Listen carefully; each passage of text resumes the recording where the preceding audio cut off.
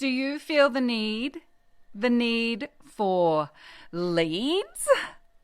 The reality for most of us as business owners is that we rely on consistent sales for both business growth and ongoing viability. Those sales don't come from simply throwing content and offers at strangers on the internet. Instead, we need a steady flow of motivated, qualified leads. Inside the Takeoff program, we are currently preparing for Leads at Speed. This is a 2-week event to flood your inbox with those high-intent, hot leads. But if you'd like to join us, the doors to the Takeoff program are closing on the 7th of March. So make sure that you head to tashcorbin.com/takeoff and check it all out today. And if you'd like to join us for Leads at Speed, make sure that you enroll before the 7th of March. That link again is tashcorbin.com/takeoff. As we get deeper and deeper into March, it can bring up some panic for people because this is the final month of quarter one of the year. And March can be a really tough time, especially for people who struggle with having a business plan and implementing their plans as well. Well, fear not. If you find that you struggle with business planning or with getting your business plan implemented, this episode of the Heart Centered Business Podcast is going to be super helpful for you. It's day 5 of Tashmas, which means that I've got a special gift for you today as well. And if you've missed it, we have daily podcast episodes dropping between the 1st of March and the 12th of March because the 12th of March is my birthday. In today's episode, I'm going to be sharing with you why most business plans don't work for entrepreneurs and what we can do about it. And as I said, I've got a special gift for you as well. So make sure you come and grab the show notes of today's episode and your gift at tashcorbin.com/466. Let's dive in. Hello, I'm Tash Corbin, a business strategist and mentor based on the Sunshine Coast in Australia. The mission of this podcast is to help heart-centered entrepreneurs to make more money and in doing so, change the world for the better. This podcast was recorded on the lands of the Gubbi Gubbi and Jinnaburra people. Always was, always will be Aboriginal land. The first thing to remember when it comes to business planning is that a business plan or a planner is just one point in time document in your business.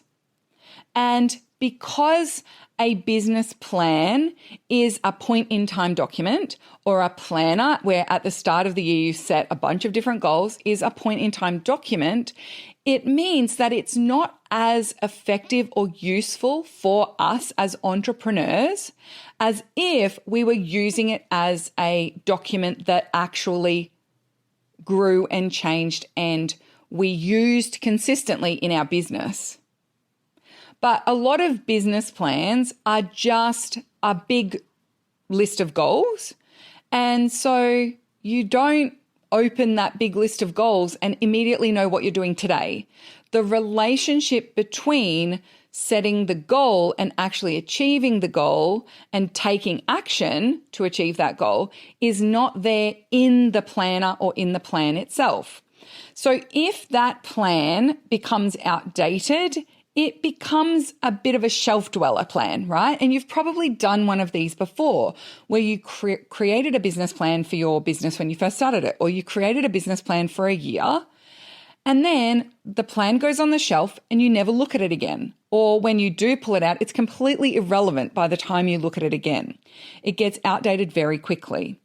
Also, there is definitely merit that there are certain times of year where we get excited about planning and we can get very, motivated and very pumped up for what we are going to achieve if we got this plan put in place, but we didn't actually do it.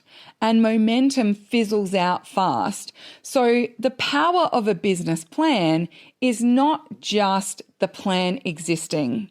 It's that it creates clarity about what we're doing and it helps us sustain that momentum. Most business plans don't do that. And that's why most business plans don't work for entrepreneurs.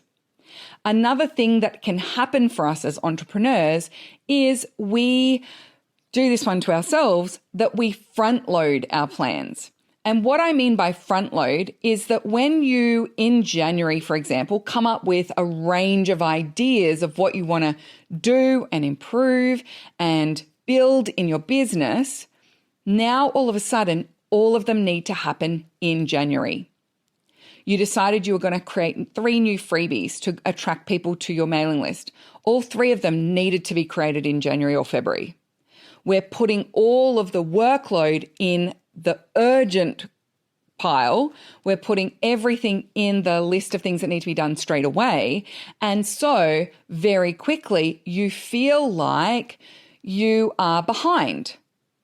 And that's where the March panic sets in for a lot of people, is because not only is your plan unable to sustain your motivation and make you feel like it's directing your day-to-day actions and decisions, but also it's been so front-loaded and everything has been so urgent that now you feel like you're behind. And so every time you think about your business plan, it makes you feel like a failure. Every time you look at your business plan, it just reminds you how much you haven't done yet. Every time you go to open that business plan, it's overwhelming.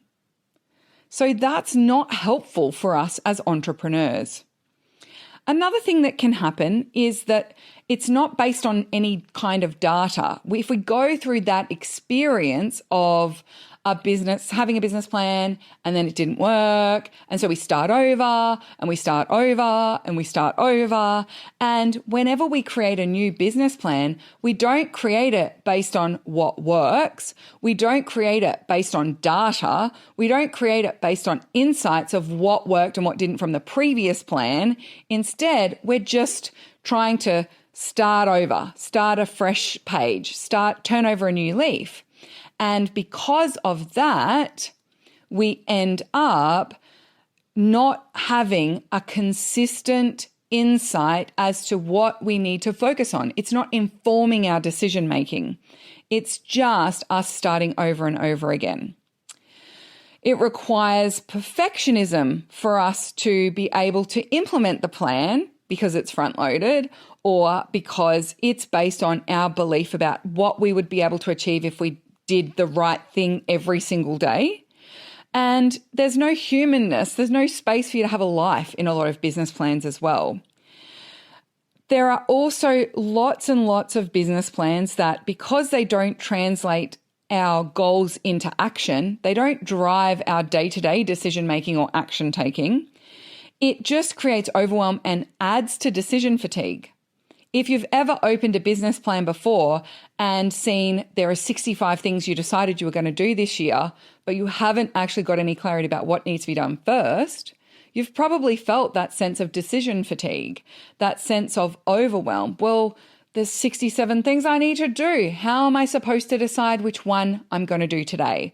And so what ends up happening for a lot of people is they either stick their head in the sand and do nothing, or they pick something that's completely irrelevant or isn't actually the top priority. They pick something that will be fun to do or that they feel like doing at that particular point in time. But at the high level, it's not moving them forward and moving them closer to their goals. So all of this means that business plans often don't feel like they work for us as entrepreneurs. And we can use that to collect a bunch of evidence that we're better off without a business plan. But the problem isn't business plans full stop. The problem is the structure behind the plan. Either there is no structure or system or way to put that plan into place and actually implement it effectively, or the structure that you are using to try and implement your business plan doesn't suit you as an entrepreneur. Either it doesn't suit you personally, or it doesn't suit your size and scale of business or model of business. So what we need to do is actually learn how to translate your business plan into action in a way that works for you. That is what we need to do, not throw out business planning altogether. The number of entrepreneurs who almost wear it like a badge of honor. Oh, I just go with the flow. I just follow my intuition.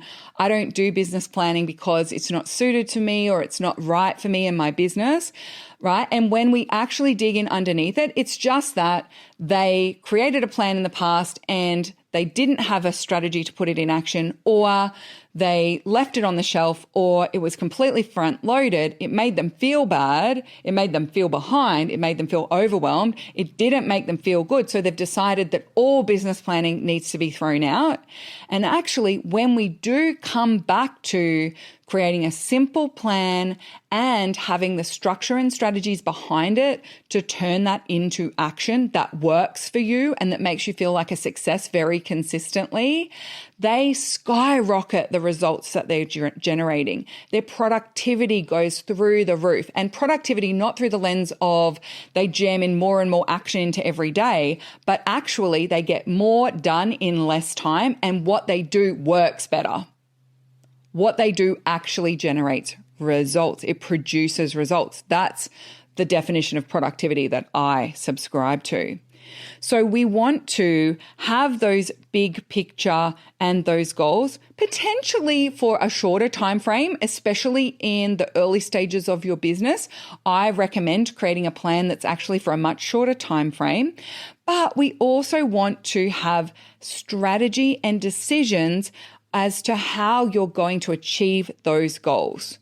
And implementing that strategy is your action.